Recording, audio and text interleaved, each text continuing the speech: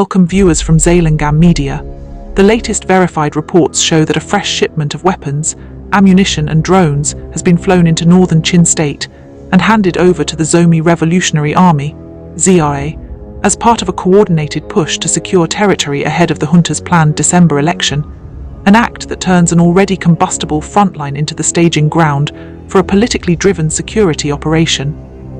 In late October, sources inside the Chin resistance and independent local news outlets reported that soldiers, dozens of small arms, some 15,000 rounds of ammunition and several drones were transporting by helicopter into a junta staging base near Tedim, and then transferred to ZRA units operating around Tonzang township. This transfer was explicitly linked by the local sources to preparations intended to enable the military's contested electoral timetable in parts of Chin State. This shipment is not an isolated tactical move, it is a signal of a broader pattern. Since the 2021 coup, the junta has leaned heavily on proxy arrangements with local militias, and the ZRA's apparent alignment with the junta is a particularly consequential example. Historically an ethnic Zomi force with roots in borderlands straddling Manipur and Chin, the ZRA's involvement alongside junta forces in operations against Chin resistance formations such as the Chin National Army, CNA, and the Chinland Defence Forces, CDF, has been documented in multiple independent reports, and recent clashes in and around Tonzang illustrate how these alignments have shifted from episodic to sustained cooperation. This pattern of cooperation has allowed the junta to project force using locally rooted fighters who know the terrain and the communities, while offering the militias access to weapons, logistical support and, crucially, political cover. The reported scale of the October transfer, personnel plus dozens of small arms, tens of thousands of rounds and a handful of drones, tells us several things about intent and capability. First, drones add reconnaissance and possible strike capacity that materially changes how a militia can operate. They improve the ability to surveil resistance positions, to direct ground maneuvers, and to conduct area denial. Second, helicopters and the use of a formal battalion base to stage and hand over the load suggest central coordination rather than ad hoc movement. In short, the operation reads like a logistics chain linking junta assets in Sagaing, Calais with militia units in northern Chin State. The objective is explicitly political, enabling the junta's attempt to administer an election, but its means are military. The involvement of a recognized local newsroom and local resistance sources in reporting these transfers further strengthens the credibility of the account. The political aim is straightforward to parse: control the ground so that the junta can carry out at least a symbolic phase of the election in contested areas. Tonzang, located between Tedim and the Indian border, is strategically important because it lies along routes used for trade, civilian movement, and historically, the covert trafficking of arms and narcotics.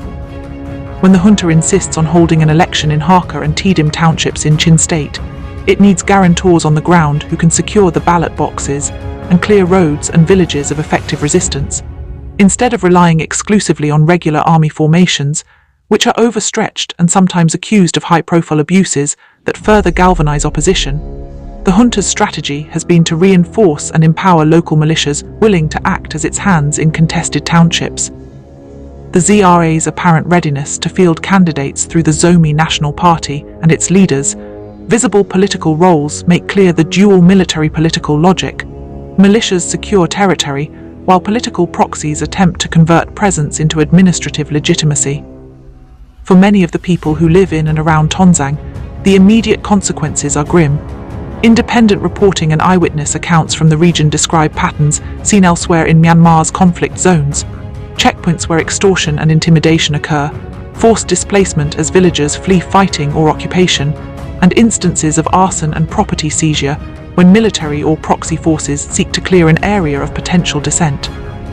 The ZRA has been accused by resistance forces of burning villages and attacking civilian areas in the course of its operations.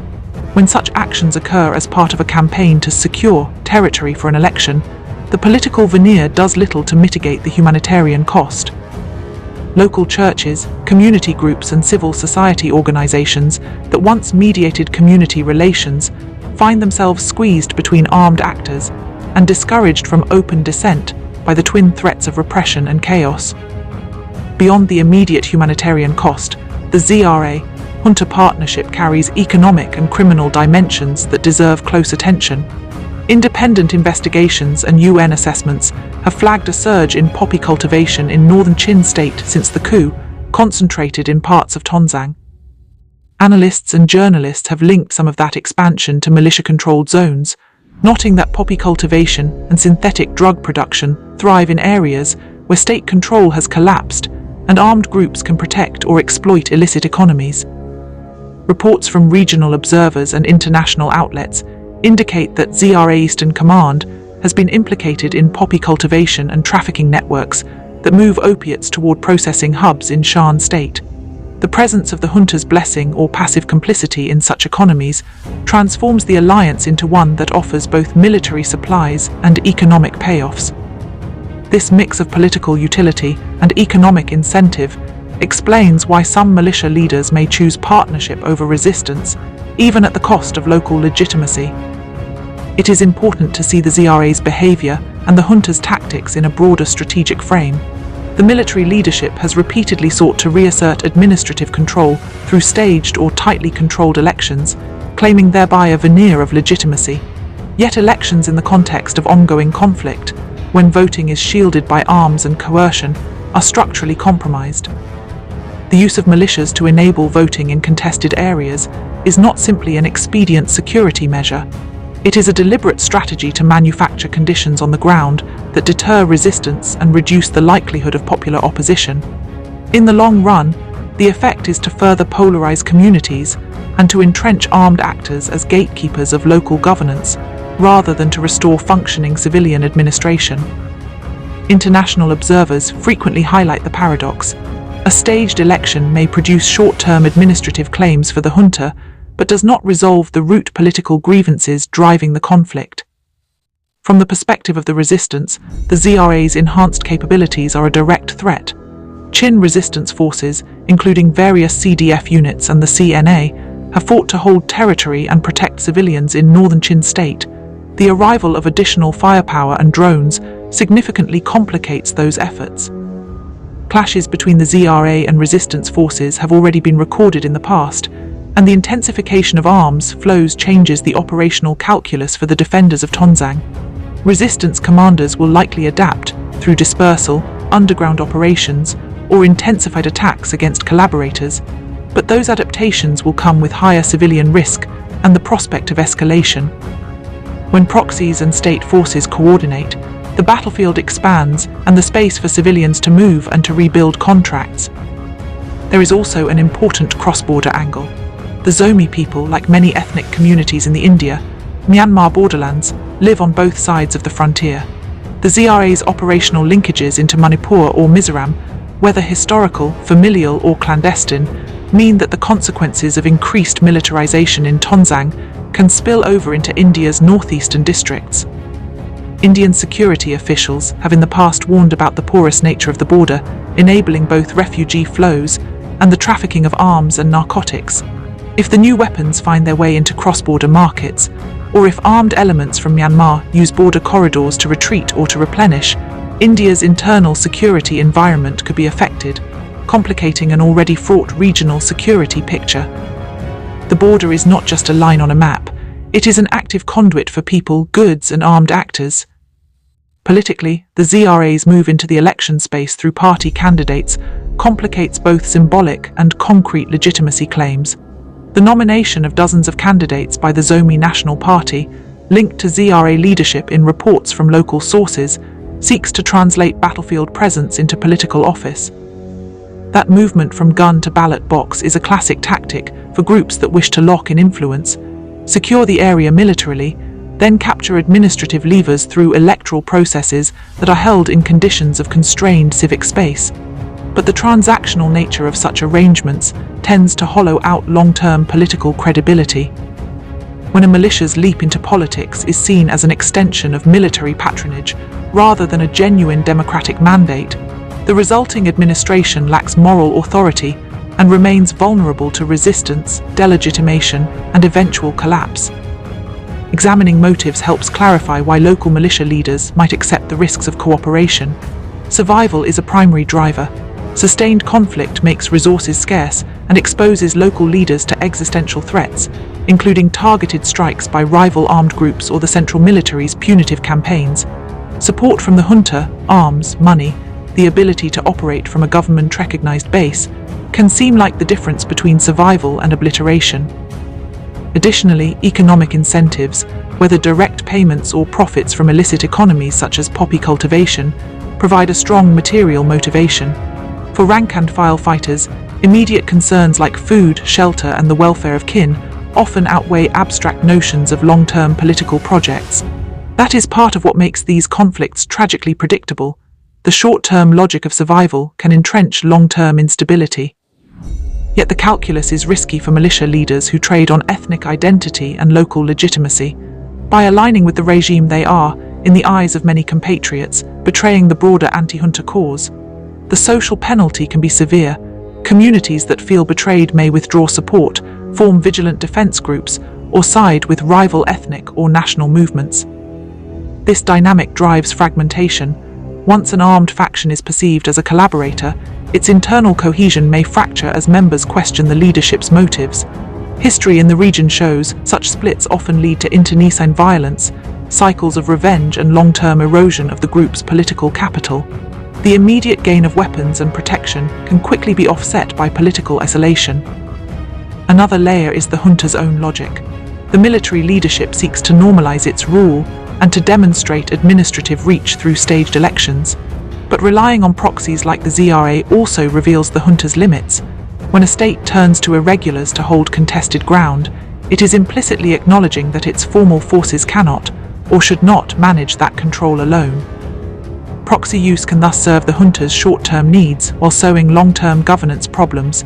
Irregular forces are less accountable, more likely to abuse local populations, and more difficult to integrate into any future political settlement. The junta gets immediate territorial control in return for creating local power structures that may be resistant to central authority later on. That is not a recipe for durable stability. International actors face a difficult choice. Documenting and condemning weapon transfers and proxy arrangements is necessary, yet international leverage over the junta is limited. Myanmar's neighbors face the most immediate consequences: cross-border displacement, refugee inflows, arms trafficking, and the risk of contagion to domestic insurgencies. Multilateral institutions and humanitarian actors must prioritize civilian protection and the monitoring of arms flows, while regional diplomacy must work to prevent escalatory spillover.